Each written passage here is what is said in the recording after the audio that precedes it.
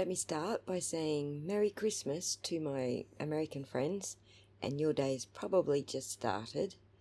To my Australian friends who are probably well and truly in food comas by now and passed out, getting ready for Boxing Day, I hope you had a good one. You might have heard me say this before, but I kind of cancelled Christmas this year so I could save up for the crapper, or the house build if you prefer. But it hasn't come and gone without the food coma. Of course, I had a nana nap this afternoon, and I'm now planning out my content for the year. I think the start of the year will be easier than the last half of the year because that will be when we're building. So running a YouTube channel and building a house at the same time is going to be rather fun. For the OGs who have always followed my channel from the start, you can expect more of the same. Early in the year, we will have the Maya Maleti case, where her husband stands accused of murdering her. And if you want to catch up with the pre-trial hearings, I have them all bunged into one video in the Justice for Maya playlist.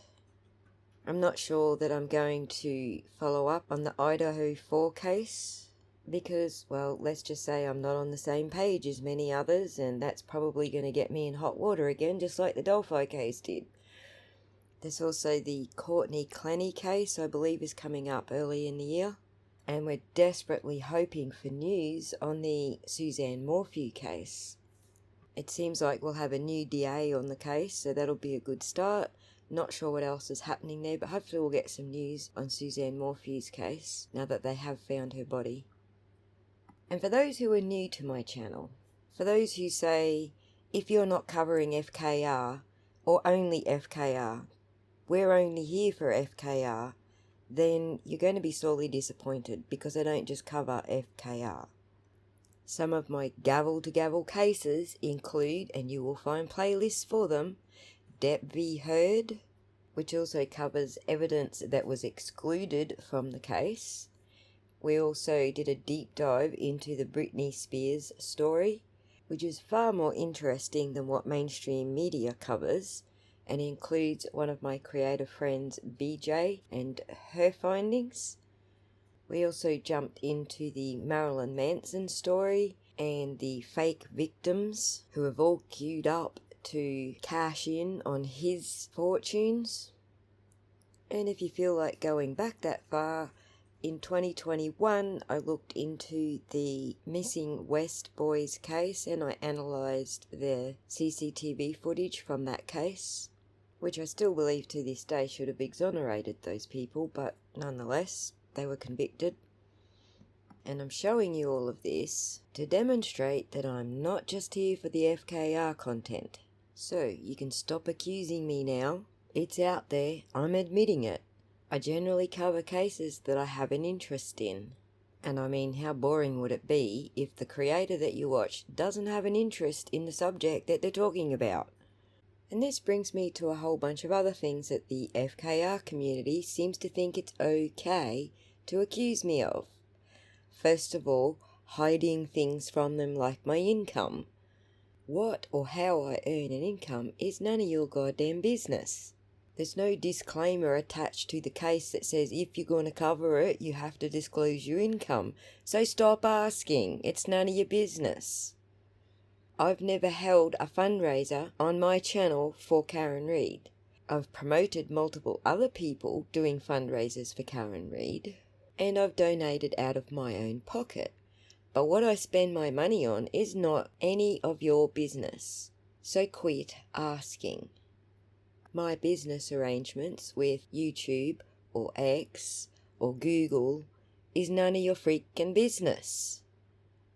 If you want to ask the people who actually have held fundraisers for Karen Read what their receipts are, go and ask them. It's not me. I haven't held any for her, primarily because I'm in Australia. Duh. Which brings us to the next topic. Somebody from Australia covering American cases is not allowed. Says who? My channel, my choice. This is just some of the dumb stuff that people say in the comments section or in their rage tweets on X. that you as the viewers may not be exposed to day in and day out. What I can tell you is that humaning, is not dividing the FKR movement, because I'm not part of the FKR movement. I'm just a channel over here talking about the FKR case and appreciating the FKR movement for what it is. At the end of the day, it doesn't matter if you like this person or that person or this creator or that creator. We actually all are on the same team. We all believe that Karen Read was framed. It's unrealistic to expect tens of thousands of people from all over the globe to all think the same and to all be nice to each other and to never have any disagreements. Because realistically, we're all humans. American media may have pre-programmed your brain to think that any drama is division, but it's not. It's just humans being human. And if those occasional humans being humans is not your cup of tea, then you probably aren't suited to my channel. When a human is out there spreading lies, and I've got receipts to disprove what they're saying, you're going to hear about it, because that's what I do. If I happen to be doing a little OSINT on the side and find there's a predator among my viewers who is catfishing them, then of course I'm going to call it out and I'm going to show you the receipts, because that's what I do. If I have to admit that I was wrong about something and make a public apology, then that's what I'm going to do, because that's who I am. Surprise, surprise, I'm also a human.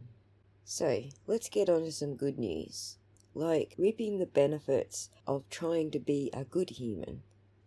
We successfully got a predator off the YouTube streets, and, well, some people might be butthurt over that because they hitched their wagon to the predator, but we don't regret doing it, and we won't be taking that content down. Rest assured, if Adam Levi Boyd ever shows his face on YouTube again, a lot of people are gonna recognize it.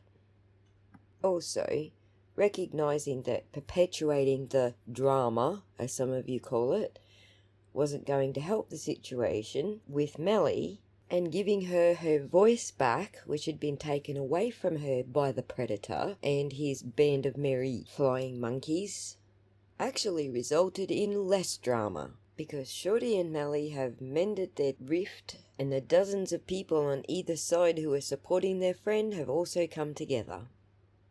Apologising publicly to Auntie Deb has caused Auntie Deb to go and reach out to Shorty and to have a mature adult conversation about how she's feeling about finding out that the person who tricked her ended up being a predator.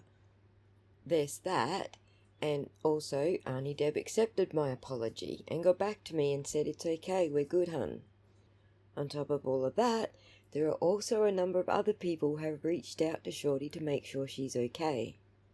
These are mostly people who were also fooled by the things that Adam Levi Boyd was saying and doing. So there is a lot of healing that has come from exposing this awful human being who is preying on our audiences. Oh, let's not forget exposing Phelps and his manager for the frauds that they are. Oh, that's unnecessary drama, some viewers claimed. However, we have successfully driven his podcast way to the bottom of the list. I think he's sitting somewhere around 200, and we all did that. Not just my channel, but several of us, including Aidan Carney. We also moved Elf on a Shelf on to other platforms to spew his hatred and vitriol somewhere else, where we don't have to look at it. And by platforming Jason Broyles, aka Not Haley, we have also helped numerous victims by giving them someone to reach out to who has the resources to help them. Of course, we can't talk about those victims, but trust me, there's many. And let's not forget that by working together as a team, we alerted the defence team about the Bits and Bytes issue. I'm sure there are many more good things that we have done that I'm overlooking here, that some might just put down to unnecessary drama, that turned out being absolutely necessary to resolve issues, bring us together, and find solutions. So here's hoping that 2025 is just as productive and that we are able to navigate just as easily the upcoming complexities that being a community actually presents us with. To all those who haven't been hidden from the channel yet, I love you all dearly and thank you for watching my channel. Here's to 2025.